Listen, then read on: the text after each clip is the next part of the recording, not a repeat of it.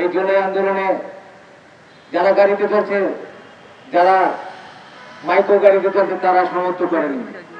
এই ঢাকা ভার্সিটির ভিতরে একমাত্র রিক্সাওয়ালারা সমর্থন করছে, এই ঢাকা ভার্সিটির ভিতরে একমাত্র শ্রমিকরা সমর্থন করছে। আমি কি জন্য নামছিলাম এই আন্দোলনে, যেটা আমি মনে করেন মুখ ডেকে কেউ নামতে পারেনি। কথা বললে মনে করেন গুল্লি করতো, কথা বললে গুম করতো।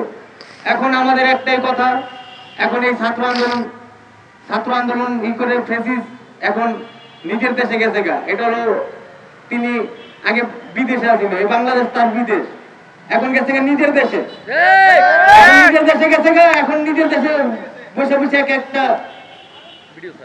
এক একটা মনে করেন পিন দিতেছে বাংলাদেশের সরকারের, মনে করেন একটা ই করতে। এখন আমরা বাংলাদেশ আজীবন মাথা নত করিনি, কোনোদিন মাথা নত করবো না। আমরা 71 সালেও মাথা নত করিনি, আমরা অন্যায়কে ছাড়িনি, কোনোদিন অন্যায় প্রতিবাদ করছি আমরা।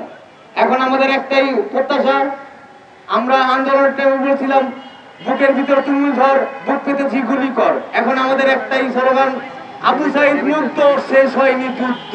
যেই পর্যন্ত এই বাংলাদেশে ফ্যাসিস্টের বিচার না হবে, যেই পর্যন্ত